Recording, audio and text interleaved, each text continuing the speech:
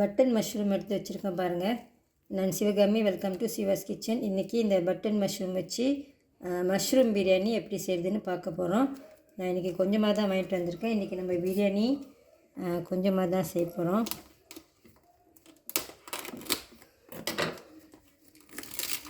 மஷ்ரூம்லாம் முதல் சுத்தம் பண்ணி எடுத்து வச்சுக்கலாம்.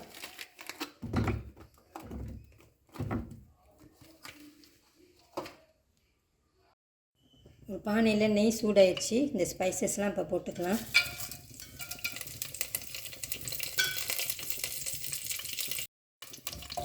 இதில் பிரியாணி இலை, பட்டை, பூவு, கிராம்பு, ஏலக்காய் மட்டும் தான் போட்டிருக்கேன். 2 பெரிய வெங்காயம்,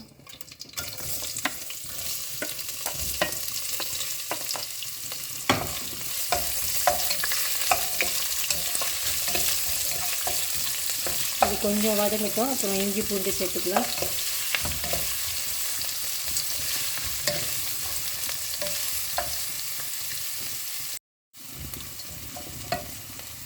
இஞ்சியும் பூண்டும் ஒன்றா இடித்து வச்சுருக்கேன். இந்த மாதிரி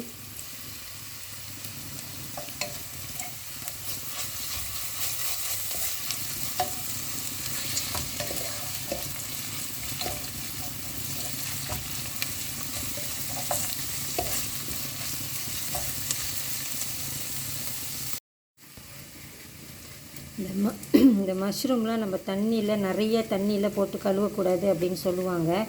ஏன்னா அப்புறம் அது தண்ணி கொத்துக்கும், சொதன்னு போயிடும். இந்த மேலே ஒரு கிச்சன் டவல் எடுத்து, இல்லைன்னா ஒரு செர்வியட் எடுத்து இந்த மாதிரி தொடச்சிட்டு சுத்தம் பண்ணிக்கோங்க. ரொம்ப கருப்பாக எதுவும் இருந்துச்சுன்னா நீங்கள் மேலே இந்த ஒரு லேயர் இந்த ஸ்கின்னை கூட அப்படி எடுத்துடலாம்.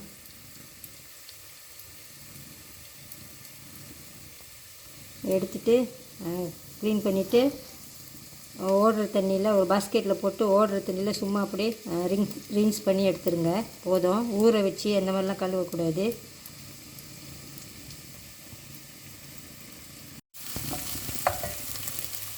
ஒரு தக்காளி பழம்,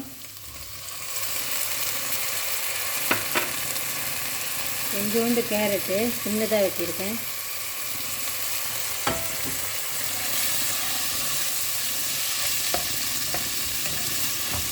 மஷ்ரூம் நம்ம கடைசியாக தான் போட போகிறோம், இல்லைன்னா அது குழஞ்சிடும்.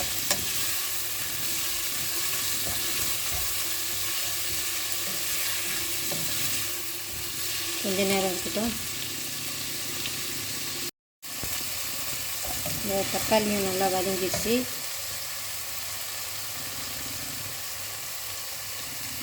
இப்போ உப்பு சேர்த்துக்கலாம். இது சோறுக்கும் சேர்த்து தான் நான் போடுறேன்.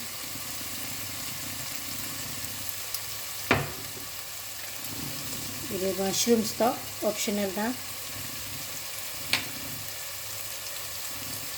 பிரியாணி பவுடர்,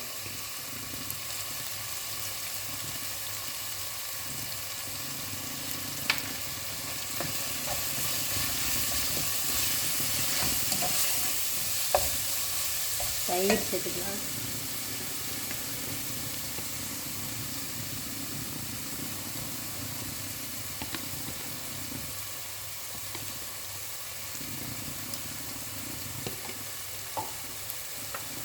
இந்த பாதி லெமனோட ஜூஸு,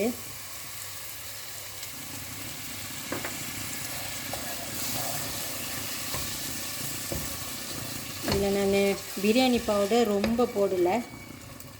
எப்பயும் போடுறதோட குறைவாக தான் போட்டிருக்கேன். எனக்கு அந்த பிரியாணி வாசம் அடித்தா போதும். கொஞ்சமாக கலர் கொஞ்சம் லைட்டாக இருக்கணும்னு தான் நான் கொஞ்சமாக சேர்த்துருக்கேன்.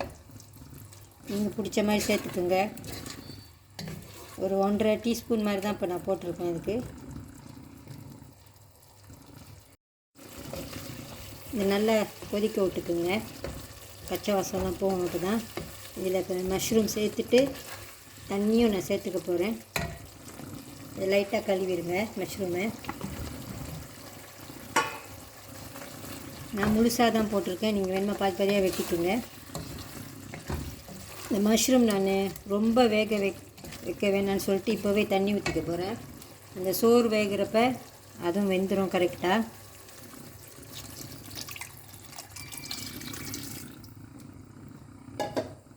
ஒரு கொதி வரட்டும். அப்புறம் அரிசி சேர்த்துக்கலாம்.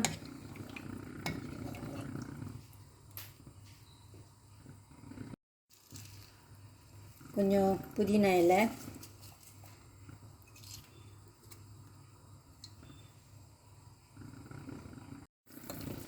தண்ணி கொதி வந்துருச்சு. அரிசி இப்போ இதில் சேர்த்துக்கலாம். இது 1 கப் 1 டம்ளர் பாஸ்மதி அரிசி கழுவிட்டு ஊற வச்சுருந்தேன்.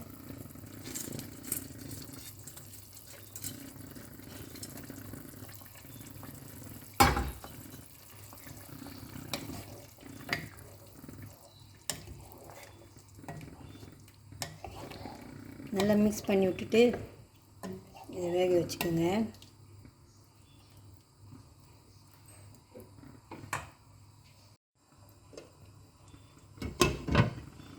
இங்கே கொஞ்சம் பீஸ் கச்சம் எடுத்து வச்சுருக்கேன். இது டின்னில் உள்ளது தான். இது ஏற்கனவே நல்லா வெந்துடுச்சு பாருங்கள். ஏற்கனவே நல்லா கொலன்னு வெந்தது. இதை வந்து நான் கடைசியாக தான் போட்டுக்க போகிறேன். இருக்கட்டும் கொஞ்சம் நேரம்.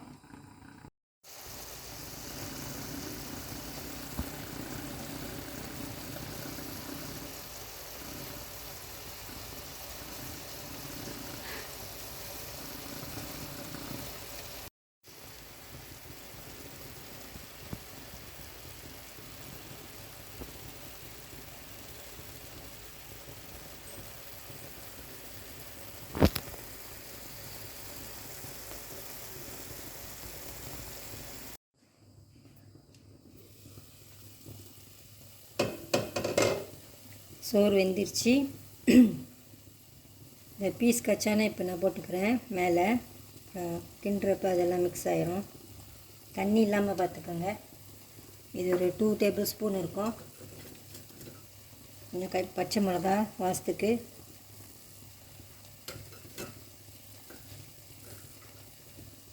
மல்லி இலை. இது இப்படியே கொஞ்சம் நேரம் இருக்கட்டும். அப்புறமா நம்ம சர்வ் பண்ணலாம்.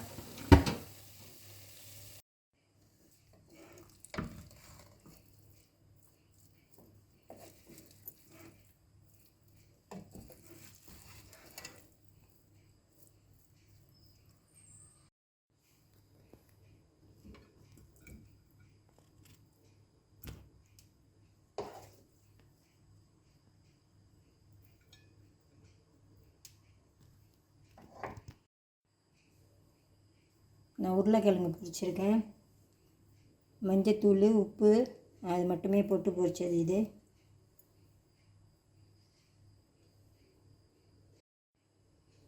இன்றைக்கி இதான் எனக்கு லன்ச்சு. நீங்களும் இந்த ரெசிபி ஒரு வாட்டி ட்ரை பண்ணி பாருங்கள். நான் இன்றைக்கி 1 கோலை பாஸ்மதி அரிசி தான் போட்டு செஞ்சுருக்கேன் இந்த பிரியாணி. இது ஒரு 2-3 பேர் சாப்பிட்லாம். ஏன்னா மஷ்ரூம் வந்து நான் 1 பேக் வாங்கினனால, நீங்கள் கூட சேர்னா மஷ்ரூம் வந்துட்டு ஒரு 2-3 பேக் வாங்கிக்கோங்க. அதுக்கு தகுந்த மாதிரி அரிசியும் நீங்கள் எடுத்துக்கலாம். இந்த வீடியோ உங்களுக்கு பிடிச்சிருந்துச்சுன்னா லைக் பண்ணிவிட்டு ஷேர் பண்ணிவிட்டு சிவாஸ் கிச்சன் சேனலுக்கு சப்ஸ்கிரைப் பண்ணிக்கோங்க. தேங்க்யூ ஃபார் வாட்சிங்.